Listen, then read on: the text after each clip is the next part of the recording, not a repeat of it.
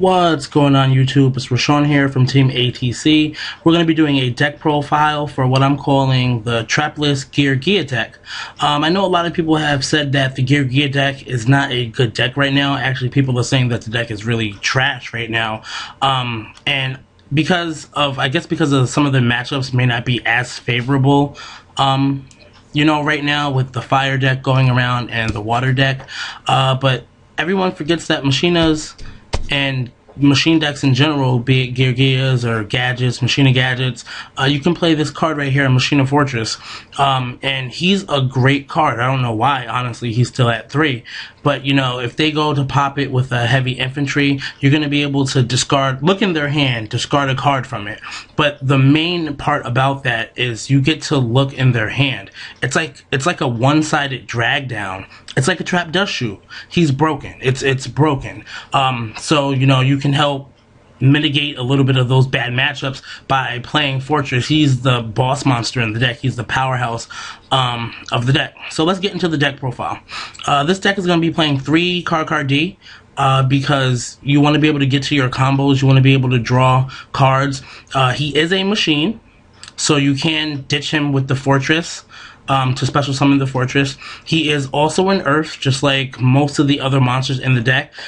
So if you wanted to side in things like Gozen's Match or Rivalry of Warlords, you can do that, and they both would work just fine. 3 GearGia Accelerator. He's going to be your main Exceed fodder in the deck.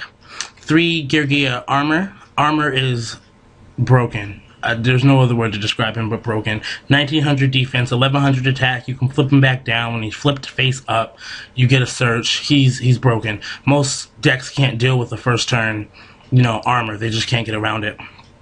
3 GearGia Arsenal. Now this is different from when I was playing my standard GearGia builds, when I was playing the traps and my MK2s and whatnot. He's going to be the main way that you do get out your GearGia armor. So I'm playing 3 of him in this deck because the deck it's a little more aggro, if you want to call it that. Double Gen X Ally Birdman. I was testing out 3, and 3 is just terrible. Like, it's because the only card that you honestly really want to bounce back to your hand is probably your gear frame, so you don't want to always draw into it. On the plus side, he is a machine, so you can ditch him with Fortress. He is a dark, so you can't use him with Gozen's Match, but if you wanted to tech in rivalries instead of Gozen's Match, you could still use the rivalries, and it would be awesome because he is a machine. Playing Gores because Dex OTK. This particular build, I'm playing double Machina Cannon. Machina Cannon, he's used for discard fodder for your Machina Fortress. He's searchable via gear frame. He is 8 stars, and you're running 2 of them. So people do forget that you can just pitch one monster. Let's say if you need a big defender, he has 2200 D, so you can just pitch one monster, special summon him in defense mode, and you have a 2200 defender on board, which is really convenient sometimes when you just need to put something on board, especially if you're in like going into top deck mode, or you know, you have one card in your hand and you know you're drawing into another card and you just need to defend. That's a great play with him. 3 Machina Fortress, boss monster of the deck, broken, ridiculous. 3 gear frame. I see a lot of people that are trying to play gear decks or machine decks. They try to play 2 gear frames, and I just don't understand why. He searches out your boss monster. He searches out Machina Fortress, which is everything in the deck. And he also searches out Cannon, which is a 1-card discard to special summon your boss monster. So I don't know why people play 2. You definitely need to play 3 of him at all times.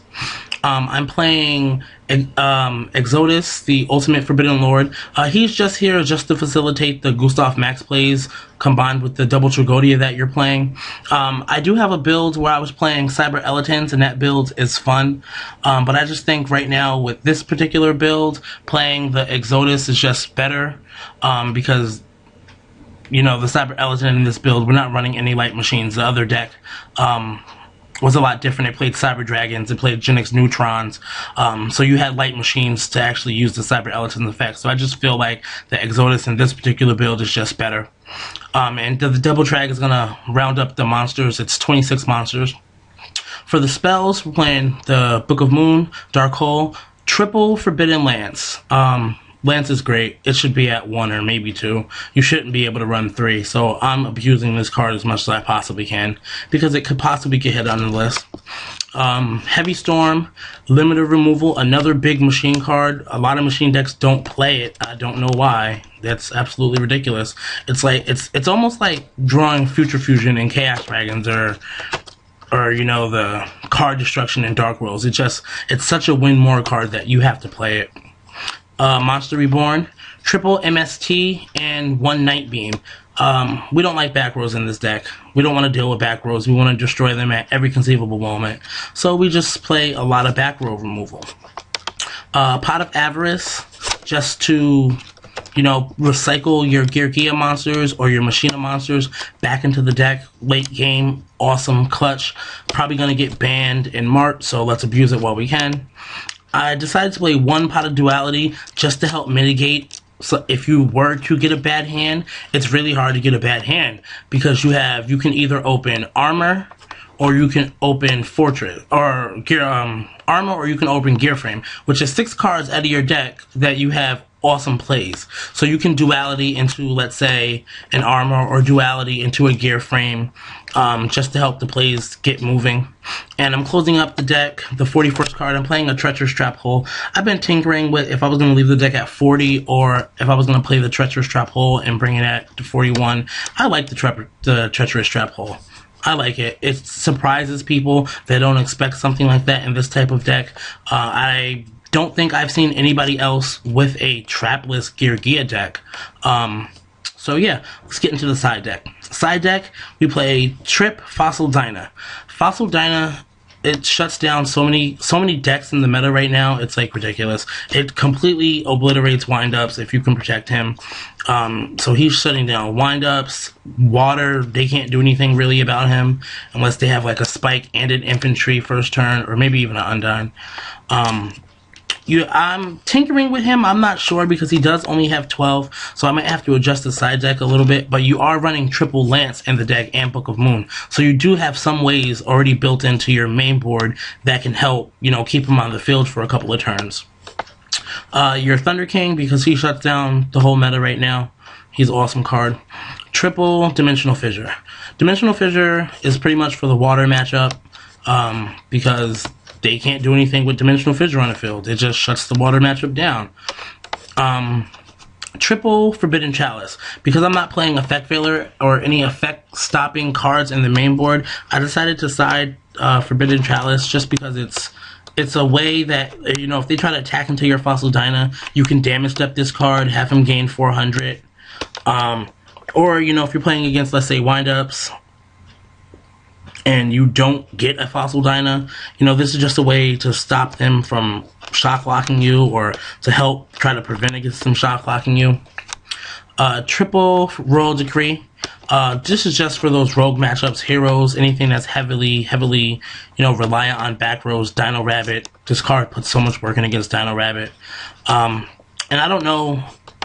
I'm working on the side deck, so I don't have a 15th card yet. I don't know if I'm going to take the Chalice down to 2, or maybe the Dyna down to 2, and put in 2 Rivalry of Warlords, maybe. I'm not sure. So let me know in the comment section below, what do you think I should be siding? So let's get into the extra deck. I'm playing 1 Black Rose Dragon, just because you run a lot of level 4 monsters, and you do play Birdman, so you could possibly get off a Black Rose. I like to Black Rose the field if they start gaining any type of advantage. Let's just get rid of it and then start fresh. Abyss Dweller for the water matchup, because water is too ridiculous. This card also, as well as the D-Fissure, they double for the Madolche matchup. If you don't watch the Madolche deck, if they get a Madolche ticket and a Madolche Chateau, it's over. Like, they're gonna do so much damage to you, and then you don't even want to kill the monsters because they just go super plus because you killed one of their monsters. So Abyss Dweller and the D-Fissure also helps against that. I'm playing the Fairy King because everything is Earth, and he is a Gorz killer. And this build, I'm trying out double Cowboy. I've never seen anybody really run more than 1 Cowboy. I like double Cowboy just because you do have, you know, the power to exceed so much in this deck, and you make level 4s like out of nowhere you can just make random level 4s. So why not play 2 cowboys? Different from my normal build, I'm playing double Gear X in this build. I feel like this build definitely does need 2, as opposed to only the 1 as I was playing in my regular build. Just because you go into level 4 so much, you don't have the level 3s to rely on, so you definitely need the second Gear X in this build. 1 Maestroke, 1 Big Eye, because Big Eye is way too broken. Shockmaster, why not Shocklock?